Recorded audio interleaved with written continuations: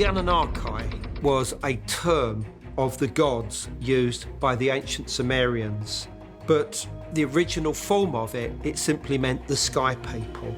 Would it be fair to say that there's an element of a rediscovery of a lost technology from the past? I think it would be fair to say that. Deep in the heart of the Amazon rainforest, a group of archaeologists has made a bone-chilling discovery: tomb. This isn't just any tomb. It's believed to be the final resting place of the last Anunnaki king, a figure wrapped in myth and legend. But this tomb holds more than just old bones. It contains secrets so frightening that those who found it are now filled with fear. Who were the Anunnaki? And why are the people who discovered this ancient secret now so scared? Join us as we unravel the mystery behind the mysterious tomb of the last Anunnaki king. Discovering King Gilgamesh's Uruk. Imagine the fascinating tale of King Gilgamesh and the ancient city he ruled. If we could travel back in time to around 2700 BCE, we'd find ourselves in the bustling heart of Mesopotamian civilization, during what's known as the early dynastic period. It was an era when old technologies were being handed down from generation to generation. People were moving into the area, bringing fresh ideas and new skills. This period in history was important because many city-states, which were like small countries, were starting to emerge all over Mesopotamia. These city-states were some of the very first places where people lived in complicated societies with lots of rules and structures. Right at the center of all this excitement was Uruk, a grand city ruled by King Gilgamesh. But Gilgamesh was more than just a ruler. He became a legendary figure. His life was so extraordinary that it's hard to tell what's real and what's myth. His story has been told and retold, blending history with legend, making him one of the most iconic figures of ancient times. Uruk was a standout among the ancient city-states of Sumer, situated along the lush banks of the Euphrates River in what is now called Iraq. This place often doesn't get the attention it deserves in the study of ancient times. Imagine a bustling city center, filled with the lively sounds of busy markets, the impressive sight of massive temple buildings, and the legendary Uruk Wall, which some say was built by the hero Gilgamesh himself. The city's layout is all about straight lines and precise shapes, showing that it was carefully planned and built. Constructing these structures took a lot of organized work and effort. This old story tells us a lot about the people of Uruk. They weren't just people who managed to get by. They were clever and creative, always coming up with new ideas and building things to suit their lives. They didn't just live in their environment. They changed it to meet their needs. The buildings and city plans they made were so impressive that even today, people still admire what they did. The ruins of their city show us how great their work was. The fact that they could pull off such huge projects means they were very organized and worked well together. They probably had a strong leader who could inspire everyone and get the whole community to work together towards big goals. The technology they used might not seem impressive compared to what is available today, but for their time it was revolutionary. It's not hard to believe that they might have used advanced techniques or knowledge from other places. This suggests that what we know about ancient technological advancements is just a small part of a much bigger picture. These early civilizations could have been much more advanced than we think, using their resources and knowledge to not just survive, but to truly thrive. Uruk was no ordinary city. It was a giant in culture, business, and innovation. It gave us many firsts in human civilization, such as the development of cuneiform writing. But what was daily life like under King Gilgamesh's rule? Imagine a leader who wasn't just an ordinary man. He was almost seen as a god, believed to be vital for the success and well-being of his people. Under his leadership, Uruk didn't just grow. It flourished into a major center for religious devotion, especially for worshipping Inanna, one of the top deities in the Sumerian religion. During Gilgamesh's time, Uruk was the height of Sumerian excellence in building, planning, and community structure, bustling with a large population. During his time as king, Gilgamesh was the main leader in charge of Uruk, handling everything from running the city and its religious events to military activities, all to protect Uruk's interests. His rule led to the building of large projects that made the city more impressive and strengthened its defenses. These efforts ensured that Uruk remained important in ancient history. Going deeper into history, King Gilgamesh appears as a fascinating mix of legend and reality, intriguing both historians and archaeologists. The line between mythical hero and historical figure often blurs, but archaeological findings strongly suggest Gilgamesh was a real presence in ancient Mesopotamia. Consider the Sumerian king list as an example. It's more than just a straightforward historical record. It weaves together real historical events with myths and legends involving gods and heroes, detailing the rulers of Sumer and the duration of their reigns. What's intriguing is that Gilgamesh, a prominent figure in ancient tales, appears in this list alongside other rulers. This suggests that Gilgamesh might have been an actual king rather than purely a figure of myth. The fact that there are multiple versions of this list, discovered in different places and from various periods, is a fact of how crucial it was for the Sumerians to document their leadership history. Gilgamesh emerges as a pivotal figure in their recorded chronicles. Tracing Gilgamesh historical footprints. Imagine finding something physical, like an ancient tablet or a cylinder seal engraved with Gilgamesh's name. These artifacts don't tell us everything about his reign, but they do show that people recognized him as a ruler. These discoveries, scattered across ancient Sumerian sites, suggest that Gilgamesh wasn't just a mythical hero, but a significant figure in their culture. However, figuring out the real Gilgamesh from the legends surrounding him is as difficult as untying a tightly knotted rope. The archaeological evidence available doesn't give a complete picture of his life or achievements. Instead, it offers fragments that leave everyone curious about the specifics of his rule. This lack of detailed historical records makes Gilgamesh a mysterious figure, wrapped in the mists of ancient history. The limited historical records make it quite hard to exactly understand who Gilgamesh was and what he achieved. Pieces of evidence, like tablets and writings, give hints but don't paint a full picture. This leads to many unanswered questions, sparking debates among scholars about how much he influenced and what his true legacy is. Was he truly as strong and smart as the stories say, or have these tales become more exaggerated over time?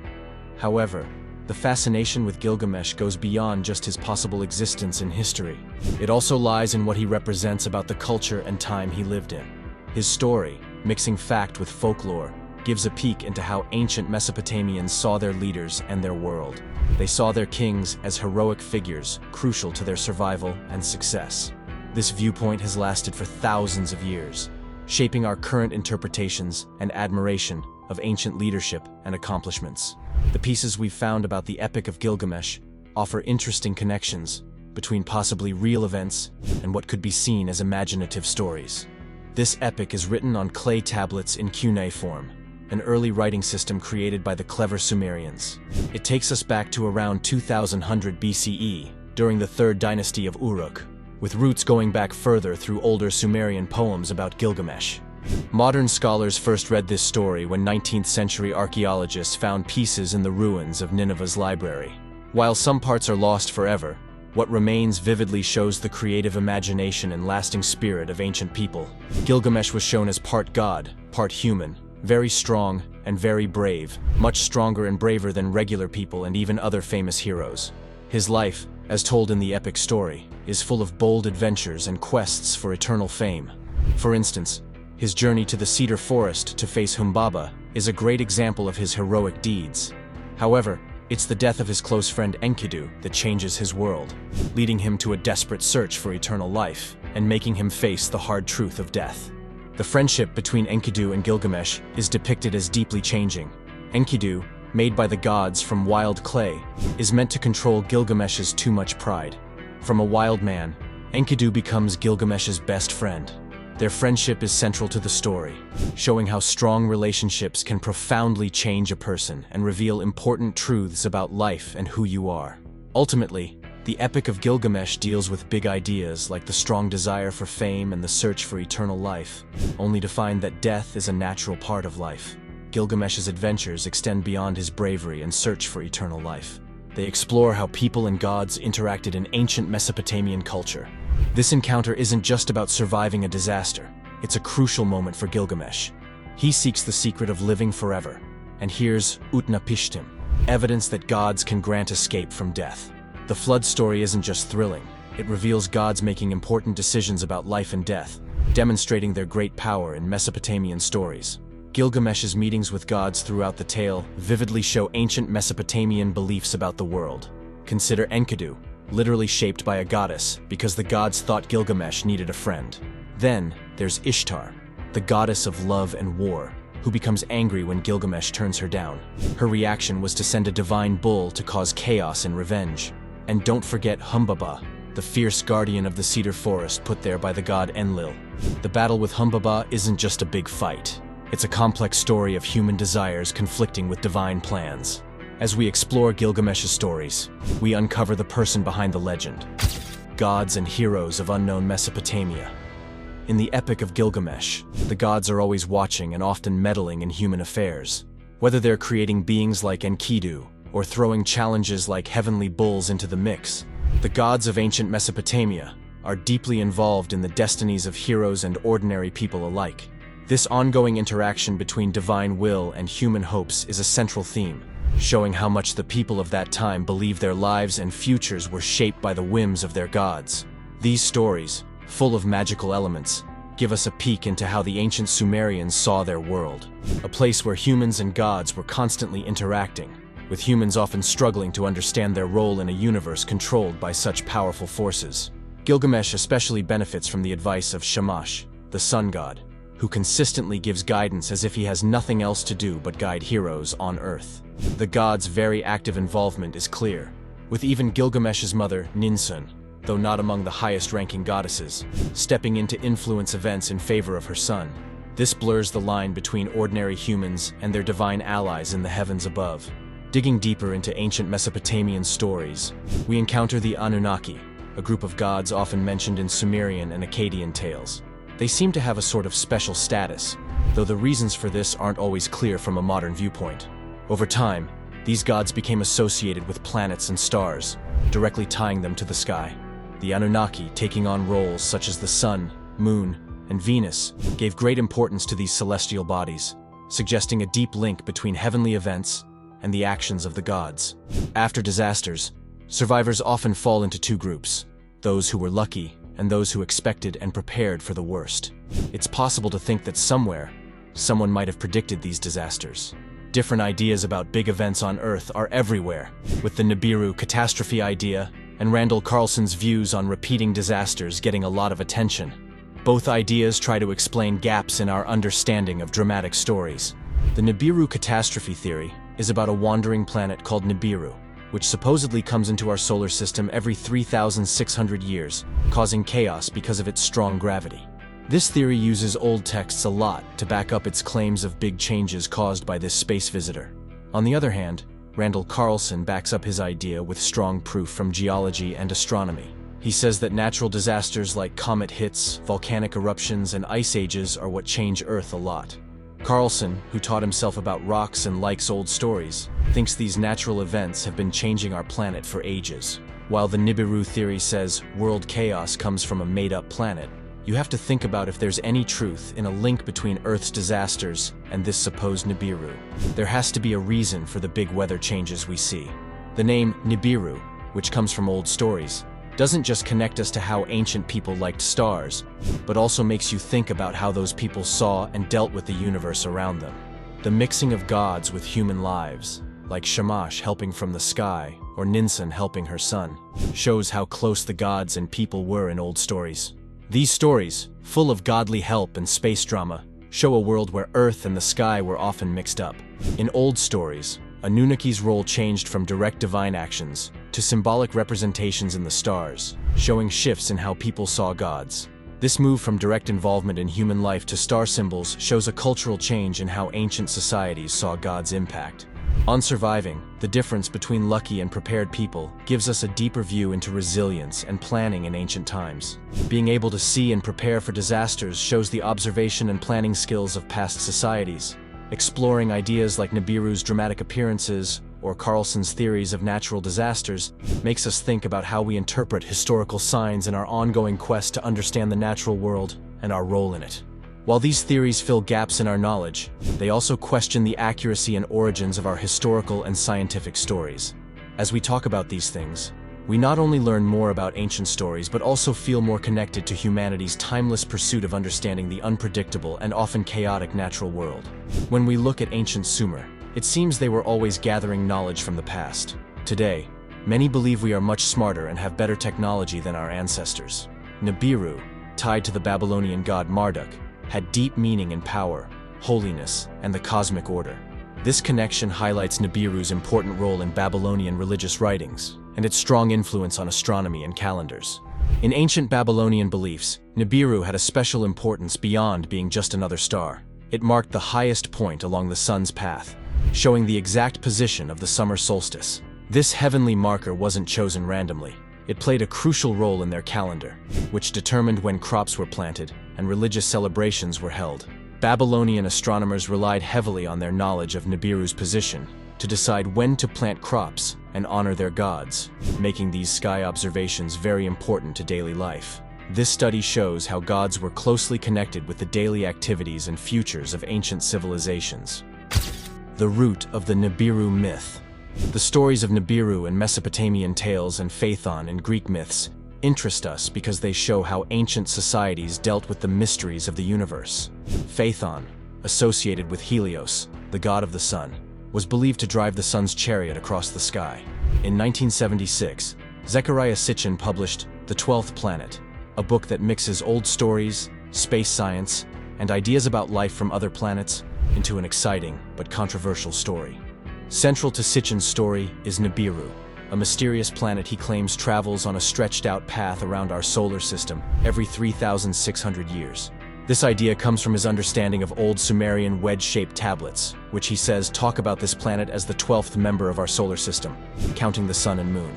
Sitchin often stresses connecting old myths with modern space discoveries, suggesting that our ancestors had deep space knowledge that could match or even be better than what we know today. However, his ideas, especially those connecting space events to alien actions, meet doubt from the scientific community. Scientists ask for more solid proof instead of guessing from old writings. The lasting interest in linking old writings and sky events shows a mix of yearning for the past and curiosity about space. It reveals our ongoing fascination with discovering a bigger story among the stars, where humans aren't just Earth dwellers, but active participants in a huge cosmic play. Whether these links are true or just products of our imagination, they add to a story that continues to intrigue and sometimes mislead those trying to understand our place in the universe. This story isn't just about understanding, it's about finding where we belong. It taps into a deep human wish to feel connected to something bigger than ourselves, to believe that our ancestors were aware of a universe full of wonders that we are only starting to explore again. Through myths of gods like Marduk and sky events like Nibiru, ancient societies shaped a view that intertwined their daily lives with the movements of the stars. In stories from old Mesopotamia to Babylon, we see a fascinating mix of divine and cosmic themes. People weren't just watching the stars, they were deeply involved with them, almost as if they were interacting personally with the universe. It wasn't just about using stars practically for things like farming or sailing. It was about understanding their role in a universe filled with gods and powerful forces that controlled everything from the sun's rise to the changing seasons. As we dig into history and decode ancient writings, we're reminded that our pursuit of mapping the skies and interpreting celestial signs is an ancient effort. It's fascinated humans for thousands of years, from the flatlands of Mesopotamia to today's modern observatories exploring deep space. Each discovery and every idea, no matter how unusual, brings us closer to those early skywatchers who first mapped the stars with awe and respect, searching for answers in the night sky. Sitchin's theory revolves around the Anunnaki, an advanced group of aliens from a distant planet called Nibiru. According to his ideas, they arrived on Earth around 450,000 years ago, not just as visitors, but as creators who genetically modified early humans to help in their gold mining operations, crucial for their home planet's survival. Sitchin suggests that the ancient Sumerians learned advanced astronomical knowledge, like the path of Nibiru, from these alien ancestors. His theory of Nibiru's return every 3,600 years is based on his interpretation of how the Sumerians measured time and understood celestial cycles. Despite lacking widespread scientific support, the idea of Nibiru has captured the imagination of many. Some speculate wildly, connecting Nibiru to catastrophic events on Earth, theorizing that its gravitational pull could send comets and asteroids toward us, potentially causing immense destruction. Around 13,000 years ago, a series of important events caught Sitchin's attention in his stories. He makes interesting connections between his ideas and those of Immanuel Velikovsky, who in the 1950s wrote about worlds in collision. Both thinkers studied ancient texts, interpreting them as records of huge cosmic events that shaped early human history and the stories around it. Velikovsky focused on crashes between celestial bodies in our solar system, while Sitchin widened his view to include the Anunnaki and their mysterious home, Nibiru. Although their ideas differ from mainstream scientific beliefs, they suggest a fascinating idea. ancient stories might contain deep truths about our universe and origins that go beyond what is normally understood. We are faced with a choice between ancient myths and pieces of scientific evidence suggesting that Earth has experienced significant cosmic impacts in the past. As the Mayan long count calendar approached its end in December 2012, there was widespread speculation about the potential end of the world. There were rumors about Nibiru, a mysterious and unseen planet supposedly heading towards Earth for a collision. This led to discussions that mixed ancient prophecies, modern conspiracy theories, and astronomical guesses, capturing global interest with the idea that an apocalypse could be near. Beyond these myths, there may be hints connecting ancient knowledge of the stars to major changes in our planet's history. Now, it's time for today's subscriber pick. In the middle of the Mesopotamian desert, Dr. Sarah Stone, a brilliant archaeologist, found an ancient tomb buried under layers of sand and time. Inside, lit up by her flashlight's light, lay the remains of a figure unlike any seen before. The symbols on the walls whispered stories of gods and rulers, but one carving stood out, the final Anunnaki ruler. Sarah uncovered objects that hinted at advanced tools and knowledge of the universe. Old tablets showed that the Anunnaki, beings from outer space once worshipped as gods, had influenced human history thousands of years ago. Myths told of their departure, leaving behind only stories. Sarah decoded the tomb's secrets, opening rooms that revealed the Anunnaki ruler's royal clothes, and a well-preserved tablet detailing his leadership. Each find filled her with wonder and a profound respect for the civilization lost to time. Through her careful study and persistence, Sarah realized that the Anunnaki's heritage went beyond legend. It offered clues to understanding humanity's ancient past and its connections to the universe. Could the Anunnaki kings have possessed technologies beyond our current understanding? Let us know your answer in the comments section. Existence of Nibiru. The idea that Nibiru might exist and be dangerous to us combines old beliefs with current worries. It's interesting how stories passed down over time, written on old stones and tablets, can mix with modern rumors on the internet, causing a lot of fear. Scholars like Sitchin and others believe it, even though there's no scientific proof. They see ancient tales not just as stories, but as records of real history, suggesting they hold information about past events that affected our planet. If this idea holds, it suggests that our history books may need revisions. It implies that our past isn't solely confined to events on Earth. It also involves visitors from outer space who have influenced our development. This concept sparks our imagination, prompting us to ponder the vastness of the universe and our place within it. Whether or not you believe in it, this notion certainly inspires captivating narratives. This story captivated people not just because it was frightening, but because it connected them to something larger, something beyond their everyday experiences. People are talking about a mysterious planet called Nibiru. They say that it's a planet our best astronomers can't see, but a few special people claim they have spotted it. The rumor goes that Nibiru might either crash into Earth or get so close that its gravity could cause big problems for us. NASA, the big space agency that usually stays out of these doomsday stories, decided to speak up about this one. NASA made it very clear that there is no proof that Nibiru exists. They said there are no threats from space that we should be worried about. If such a huge planet were heading our way, NASA has some really powerful tools, like the Wide Field Infrared Survey Explorer, to search space. They've used these tools and haven't found anything that looks like this so-called Nibiru. Randall Carlson is a self-taught geologist who's fascinated by the big disasters that have changed our planet over and over again. He spent years studying Earth's rocks and layers, uncovering proof of massive sudden changes like quick climate shifts. His work paints a clear picture of Earth's chaotic past. This brings up an interesting question. If the mysterious planet Nibiru were real, could it be part of this pattern of disasters? Some people wonder if its long, stretched-out orbit could align with these catastrophic times, possibly causing them by dragging comets or other space debris our way. However, most scientists believe these big events are just part of Earth's natural cycles and known space activities. The ongoing debate between fringe ideas like Nibiru and serious scientific research into Earth's major changes shows just how captivated we are by the concept of cosmic catastrophes. It highlights our deep curiosity about the powerful forces that have shaped and continue to influence our world. One side of this debate dives into myths and shaky science. These two approaches show our never-ending quest to figure out the big, sometimes disastrous events in Earth's history and the vast activities in space. So, why do these end-of-the-world theories become popular? Part of the reason is the excitement of thinking about cosmic dangers. When someone makes a scary prediction, like the planet Nibiru crashing into Earth, These stories draw people in, even without real proof, because they tap into a basic human curiosity about what lies beyond our planet. This curiosity isn't just about fear, it's also about wonder and the endless possibilities of what might be out there in the universe.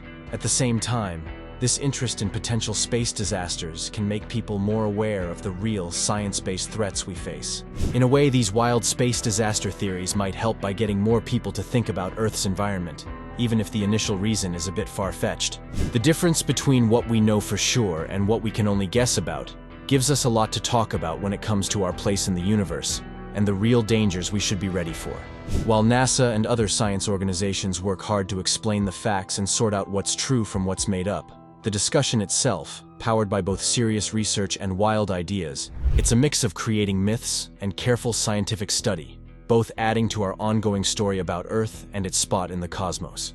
This conversation not only helps us understand more, but also keeps the sense of mystery and excitement about the universe and our role in it alive. What are your thoughts on the shocking discovery of the last Anunnaki king inside a tomb? Share your thoughts with us in the comments section.